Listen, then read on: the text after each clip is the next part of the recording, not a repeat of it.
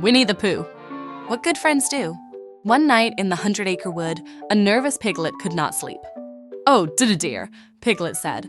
"I better just stay here until morning, keeping for heffalumps, woozles, and all other creatures that come out at night." The next morning, Pooh knocked on Piglet's door. But there was no answer. Ever curious, Pooh opened the door and stepped inside. He found his friend shivering beneath the covers.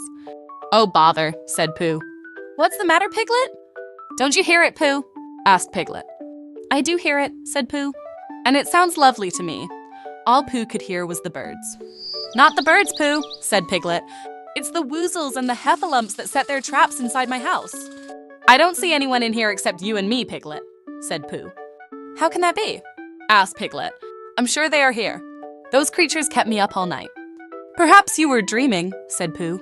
"Let's look around to make sure they're not here." "What's that whooshing and whistling?" cried Piglet. "It's the wind blowing through your curtains," Pooh said. "Are you sure?" asked Piglet. "It sounds rather woozle-ish to me. If there was a woozle about, I think I would know it," Pooh said.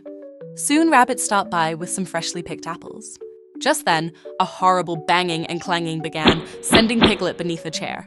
"I believe your pipes need some tightening," said Rabbit. "My toolkit and I will be back in a jiffy." They heard a plip, plip, plop throughout the kitchen. Pooh went over Piglet's sink and turned the faucet left and right. "That should do the trick," he said. "I do hope Rabbit hurries," said Piglet. "All these noises are making me nervous." Pooh turned to his friend. "I think I know a way to help, Piglet. What if you pretend to be brave, even if you're really not?" Piglet considered this. What good is pretending when there are heffalumps and woozles about? "Well," Pooh said, "perhaps you might get so busy being brave that you forget that you're pretending. And then you can go on being brave." Pooh spent the rest of the noisy day at Piglet's. "Oh, dear, Pooh," said Piglet. "I'm not pretending to be brave very well, am I?" "I'll keep watch tonight." "Piglet," said Pooh, tucking Piglet into bed. "Maybe we can try pretending in the morning." But soon Piglet heard a strange sigh, followed by a long snore.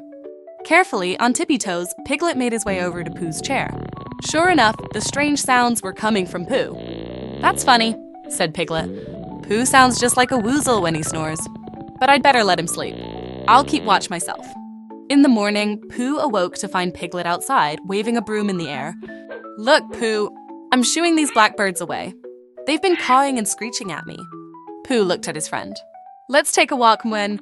You see, there's nothing scary out there. It might help. You feel brave." Piglet walked on bravely, looking for Pooh.